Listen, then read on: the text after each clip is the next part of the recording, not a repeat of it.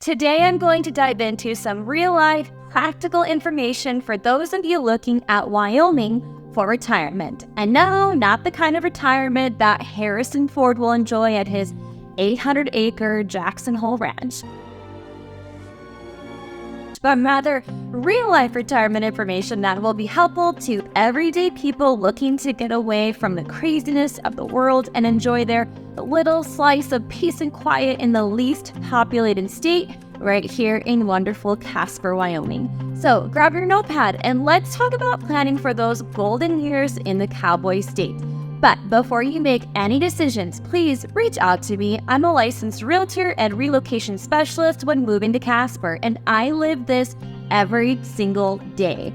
I work hard to arm you with everything you need to know about living here, and I'm always going to keep it real with you. I made the big move here myself in 2021, so I know personally all the logistics and stressors in making the move to Wyoming. So trust me when I say I've got your back.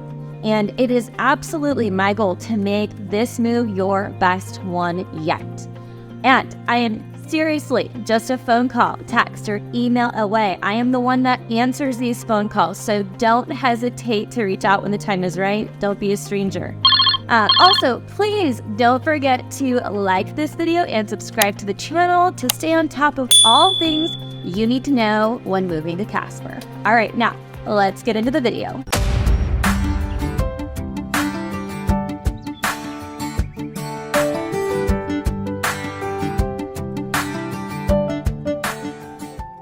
So when we talk about retirement, it's not always about how much you make, but more so about how much you save. In today's world, making $300,000 means nothing if you're riddled with student loans and expensive car payments or multiple car payments and credit card debt. I know because I've seen this. I've seen folks able to purchase a home in cash after retiring from a job making $100,000 a year in a much more expensive state. I say this to give you hope that anything is possible if you have a goal in mind and your priorities are in order. Also, before I go into the numbers about retiring in Wyoming, let me preface this with a quick disclaimer that nothing that I am sharing should be considered personal financial advice. I am not a financial advisor or an attorney or a CPA. I am simply a real estate expert that is sharing information and insights from my own personal experience about Wyoming for you to digest in considering if Wyoming is a good fit for you. All right, now with that said, first and foremost, Wyoming has a large retirement population. In fact, 15% of our population in Wyoming is of retirement age. So the good news is you won't be alone in your retirement here.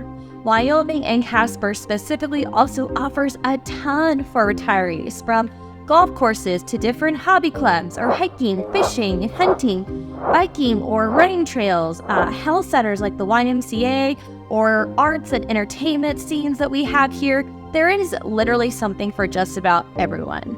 And with approximately 44% of retirees in general having to carry some type of debt into their golden years, Wyoming can really give you that breathing room with our lower cost of living. And why is that? Well, because Wyoming has low property taxes, low sales tax, and no state income tax on any retirement income. Our overall cost of living in Casper, Wyoming is 95% of the national average. So if you're coming from a state, dare I say, like California, where you're looking at tax on your retirement income of anywhere from 1 to 12%, you might be in for a nice raise, even on living off your retirement income alone, just by simply moving. Now that you know that you can go right into retirement here, let's talk about what can go wrong and some retirement traps. One trap that I see lots of folks near retirement looking at is moving to places like Florida, Texas, or the Carolinas. But now with the current onslaught of natural disasters hitting those areas, it might be a good time to give pause to trying to live that beach life. Now, I'm not gonna lie, your girl here loves a good beach vacation. When you look at the humidity and what it does to your home and your hair, and the skyrocketing cost of insuring homes in these areas, plus the increase in your energy costs to keep your homes cool for 9 months out of the year, beach life might quickly become a budget buster. Now, I know many Wyomingites that have second homes in areas like Arizona and Florida, but they don't live there full time, and often individuals with these second homes are using them to generate additional income to help offset the cost of their mortgage, maintenance, insurance, and utilities. This is probably ridiculously obvious, but in general, living in a lower cost of living state gives you more room for that larger home or to enjoy more of what you love, whether it be eating out or going on vacations to the beach, or being able just to enjoy more recreational activities like golf or skiing. So it's all about perspective and how you budget and what is most important to you. Okay, moving on to trap number 2 that I see in retiring to Wyoming is not preparing for your healthcare costs. In Wyoming, our healthcare is more expensive than our neighbors in Colorado, Utah, or Idaho. So it would be wise to prepare for the trifecta in healthcare once you retire, which is additional earmarked funds to support the healthcare that you need, additional travel time to get to places like Denver or Salt Lake where you might need additional health care, and budgeting for possibly even a supplemental health care plan to help cover what Medicare may not. Now, here's the thing about healthcare in Casper. We have almost everything that you would need here, and we have excellent physicians and healthcare professionals to help care for you. But where people feel the pain points in healthcare here is in regards to availability and cost. So obviously, we're the lowest populated state, so we just naturally don't have as much competition in our healthcare sphere as other states. So your appointments may take a little longer to get in depending on what type of care you need. And because of that, some may try to be seen by specialists in cities like Denver or Salt Lake who might have openings sooner than those here in Casper. But in terms of immediate care in Casper, we have a level 2 hospital, which has an emergency room. And in my opinion, the emergency room here is excellent. We actually just unfortunately had the pleasure of visiting the emergency room because my husband thought he broke his finger when he was loading the snow tires in the back of my car. Thankfully, it wasn't broken. He just dislocated it. But everyone from the nurses to the doctors, the various technicians, they were all just amazing. And so thankfully, my husband is okay. He won't need surgery or anything. He just really hurt it. And getting it reset was not fun, but you got to do it, right? In terms of other immediate care in Casper, we also have a plethora of urgent care clinics, and we even have an amazing walk-in orthopedic clinic for things like breaks or sprains. And I know that because, again, your girl here came down with a nasty case of tennis elbow over the summer from lifting too heavy at a weightlifting class. So I had to have that elbow rehabbed through our orthopedic clinic, and they were just awesome.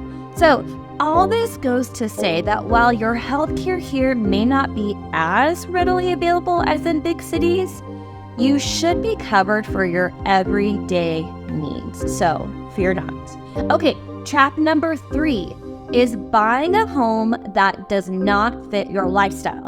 And what do I mean by this?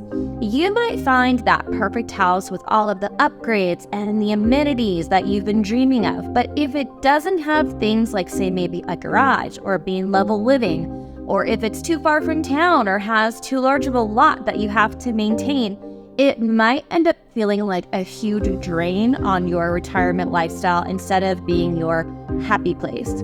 You don't want to be thinking in your head that, old MacDonald bought a farm and instantly regretted it. E-I-E-I-O, right? More rural living means that you need to check and maintain things like your water sources.